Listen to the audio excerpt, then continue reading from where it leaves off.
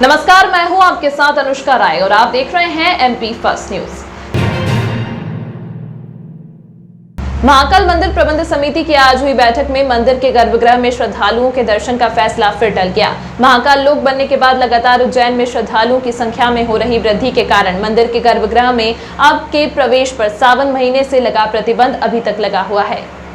आज मंदिर प्रबंध समिति की बैठक में उज्जैन कलेक्टर कुमार पुरुषोत्तम ने स्पष्ट कहा कि 2000 लोगों को मंदिर के गर्भगृह में प्रवेश देकर 1,98,000 लोगों को दर्शन से वंचित नहीं कर सकते, इसीलिए अब आगे सोचेंगे क्या किया जा सकता है। कलेक्टर ने कहा कि महाकाल दर्शन करने के लिए प्रतिदिन 2 लाख श्रद्धालु उज्जैन आ रहे हैं। गर्भगृह में दर्शन व्यवस्था अगर शुरू की जाती है तो 1 घंटे में 200 लोगों को दर्शन कराए जा सकते हैं। इस हिसाब से 10 घंटे में 2000 श्रद्धालु दर्शन कर सकेंगे। गर्भगृह के दर्शन व्यवस्था से बैरिकेड्स में खड़े श्रद्धालुओं को सीधे गर्भगृह में दर्शन नहीं हो पाते और ऐसी स्थिति में 1,98,000 श्रद्धालु भी दर्शन से वंचित होते हैं। इसीलिए अब आगे सोचा जाएगा कि गर्भगृह में दर्शन व्यवस्था के लिए क्या किया जाए। बड़ा गणेश के सामने का पथ है जो गेट नंबर 5 को जाता है, उस रोड को भी वैसे ही बनाएंगे जैसे स्मार्ट रोड बनेंगे। सर, गर्भगृह में जो अभी रोक लगी हुई है उसको लेकर कुछ निर्णय? देखिए, गर्भगृह में रोक लगाने का कोई आशय नहीं है, पर दिक्कत ये है कि व्यवस्था कैसे बनेगी। इतनी भीड़ में जब भी आप गर्भगृह में प्रवेश देते हैं तो गर्भगृह में 1 घंटे में अधिकतम 200 लोग दर्शन कर सकते हैं। अगर मान लो 10 घंटे आप प्रवेश दो तो 2000 लोग दर्शन कर सकते हैं। 2 लाख लोग से ज़्यादा आते हैं, बाकी 1,98,000 लोग दर्शन कहाँ से करेंगे जब गर्भ सामने से दिखना बंद हो जाता है। चुनौती ये नहीं है कि गर्भगृह दर्शन कराना है नहीं कराना है, चुनौती ये कि 2 लाख लोगों को कैसे एडजस्ट कर पाएंगे। हम 2000 लोगों की सुविधा के लिए 1,98,000 लोगों को मना नहीं कर सकते। तो या तो कुछ सीमित प्रवेश इसी पर विचार होगा, देखिए क्या नहीं। और कुछ बड़ा निर्णय कुछ हुआ हो? बाकी तो सामान्य प्रक्रिया है। एक वो भी था सर कि वो महाकाल के जो भस्मारती होती है उसको लेकर वो तो निर्णय हो चुका है, पहले ही हो चुका है, जो तत्काल शुरू करा जाएगा।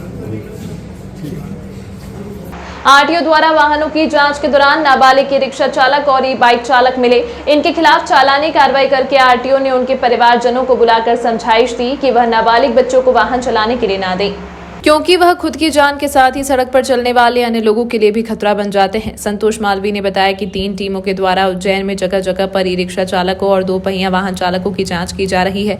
महाकाल क्षेत्र में ई रिक्शा चालकों के खिलाफ कार्रवाई की गई। उन्होंने बताया कि कई ई रिक्शा चालकों के पास नंबर प्लेट नहीं थे। इसके अलावा कई चालकों के पास मौका पर वहां के कागजात नहीं पाए गए। इसके आधार पर उनके खिलाफ कार्रवाई की गई। जांच के दौरान पीएचई में अटैच एक 4 पहिया वाहन को भी जब्त किया गया। इस पर मध्य प्रदेश सरकार लिखा हुआ था, परंतु इसके आगे और पीछे नंबर प्लेट नहीं लगी हुई थी। दौरान इसके कागजात भी नहीं थे, इसलिए इसे जब्त कर लिया गया। खेड़ा चौराहे पर भी वाहनों की जांच आरटीओ स्टाफ द्वारा की गई। मुख्य रूप से जो अवैध संचालित ई रिक्शा और ऐसे मोटर बाइक संचालक जो लोग हैं जो बिना प्लेट के, बिना हेलमेट के 2 पहिया वाहन चला रहे हैं, ऑटो रिक्शा पे प्लेट्स नहीं है, डॉक्यूमेंट्स नहीं है और नाबालिग बच्चे जो कि ऑटो रिक्शा का संचालन कर रहे हैं, ये मुहिम उनके लिए हमने मुख्य रूप से सुबह से चलाई है और ऐसे लगभग 30 से 40 गाड़ियाँ हमने जब्त की है। कुछ लोगों को जुर्माने भी किए हैं जो बिना लाइसेंस के नाबालिग रूप से वाहनों का संचालन कर रहे हैं।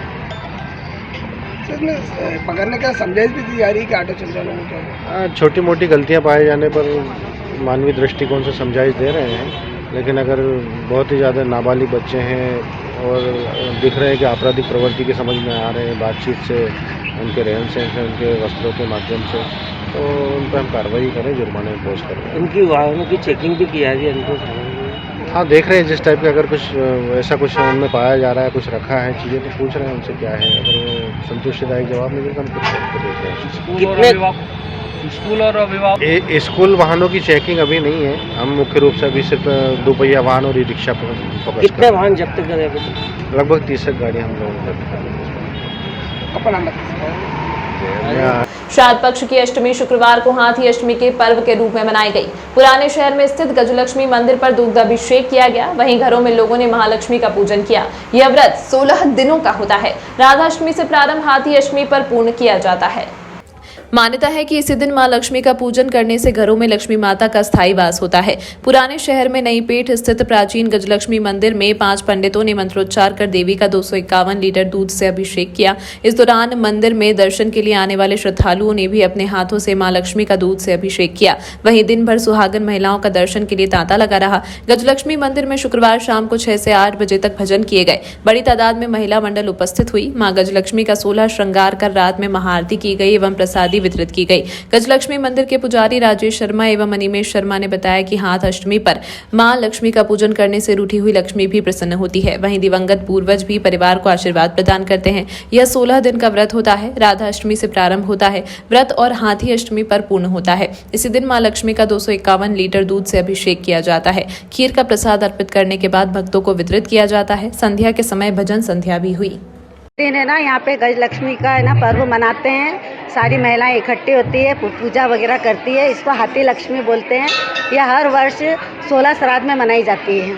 पूजा की गई आपके द्वारा और किस प्रकार का महिला मंडल ये इस सब है ना, घर से पकवान बना के लाते हैं और फिर माता जी की पूजा करते हैं।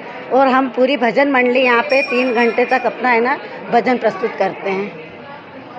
क्या क्या पकवान बना के लाया भगवान के लिए? भजिए, पूड़ी, खीर, बेसन की चीज़ें जो, और श्रृंगार माता जी का अन्न का ही श्रृंगार बनता है आज के दिन, वो सब है ना लेके आते हैं। सालों से यहाँ पर आ रहे हो, क्या प्रकार की आस्था है? आस्था तो माता जी का मंदिर है तो सभी की है। और हमको कम से कम 17-18 साल, हम लोग को तो 17-18 साल हो गए हैं। मतलब 17-18 साल से हम यहाँ पे अपने भजन दे रहे हैं। क्या नाम है आपका? मीना गुप्ता। जैसे कि जो आज श्राद्ध पक्ष की जो अष्टमी है, इसे महालक्ष्मी व्रत के नाम से जाना जाता है। महालक्ष्मी व्रत ये 16 दिवस होता है, जिसका आज समापन हुआ है। शुक्रवार के दिन प्रातः ही माता जी का अभिषेक किया गया दूध से, और दिन भर भक्तों ने माता जी की विभिन्न प्रकार से पूजा की, जिसमें आटे के बने गहने माता जी को अर्पित किए हैं। और ये 16 दिवस की पूजा का समापन हुआ है, और दिन भर ही आज भक्तों में माता की पूजा को लेकर उत्साह रहा है। महिलाओं मंडलों में ये इस में महिलाओं का ज़्यादा पूजा का भाव रहता है, तो आज महिलाओं के द्वारा भजन कीर्तन सत्संग भी रखा गया है। साथ में 9 बजे आरती की गई माता जी की, और सभी भक्तों को महाप्रसादी का वितरण भी किया गया। मंदिर की विशेषता है कि जो आज का जो पर्व है, इस पर गजलक्ष्मी की पूजा का महत्व है। और अवंतिका नगरी में जो गजलक्ष्मी माता का मंदिर है, यहाँ पर माता गज के ऊपर ही बैठी हुई है, और प्राचीन समय का मंदिर है, इसलिए आके मान्यता विभिन्न प्रकार की मानी जाती है। दहेज की मांग कर रहे लालची पति और उसके परिवार ने लड़की और उसके भाई पर किया जानलेवा हमला। दोनों का जिला अस्पताल में उपचार जारी।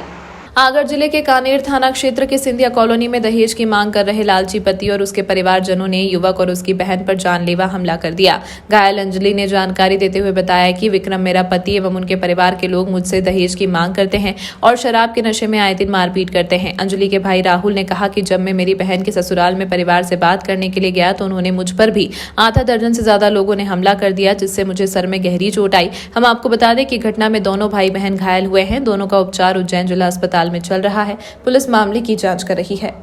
मेरे सास ससुर ने सबने मिलके मारा, पति ने सबने, और दहेज के लिए मारा कि दहेज क्यों नहीं लेके आई तेरे घर से। वो ज़्यादा ही मारा, पटक पटक डंडे लाश सबसे मारा उन्होंने। क्यों मारते तुमको? इससे पहले कोई मारा है क्या? नहीं, बस अभी मारा कि दहेज क्यों नहीं लेके आई। दारू पी के मारते, रात भर हो गई, दिन भर मारा उन्होंने। वो भैया बचाने के लिए आया, उनको भी मारा, उनका भी सर फाड़ दिया। मामा जी आए थे बचाने के लिए, मासी जी को भी मारा उन्होंने सबने। कहाँ पर? तो कहाँ पर हुआ विवाद? ये सिंधिया कॉलोनी मेंढकी के पास में। तो क्या आप कहाँ पर रिपोर्ट लिखाई है आपने अभी, और क्या चाहते हैं? कानड़ थाने में लिख गई है रिपोर्ट। क्या नाम है आपका? अंजलि। आपको पति क्या करता है? कुछ नहीं, ये ऐसे ही दारू मारू पीते हैं, दिन भर काम ही करते हैं, मजदूरी। बहन के सास और ससुर ने और जीजा ने, तो सर मैं उनको समझाने गया कि भैया आप बातचीत कर लो, आराम से समझा के पहुँचाओ लड़की को। तो सर वो जैसे छोरी घर में गई तो छोरी को जमाई ने मारा, और पीछे से सास ने मेरे को मारा, और जीजा के पिताजी ने मेरे को सर पत्थर से, राम जाने पत्थर से मारी कि लट से मारी, पता नहीं सर मुझे। उसके बाद में मुझे बेहोश हो गया, मुझे बेहोश नहीं। कहाँ पर हुआ विवाद? कौन सी जगह? ये सर आगर जिले में हुआ है सर, माकड़ोन के पास में सिंधिया कॉलोनी गाँव। दहेज वहेज मांगने की बात है सर कि भैया तो दहेज कम लई है, तेरा बाप के घर से बहुत कम मिले, मतलब ऐसा कुछ बोलती रही सर। और फिर मैंने उनकी बातों पे ध्यान नहीं दिया सर। तो मैं बच्ची को बचाने गया तो सर पीछे से मुझे मार दिया। कितने लोग घायल हुए? दोनों बहन भाई सर।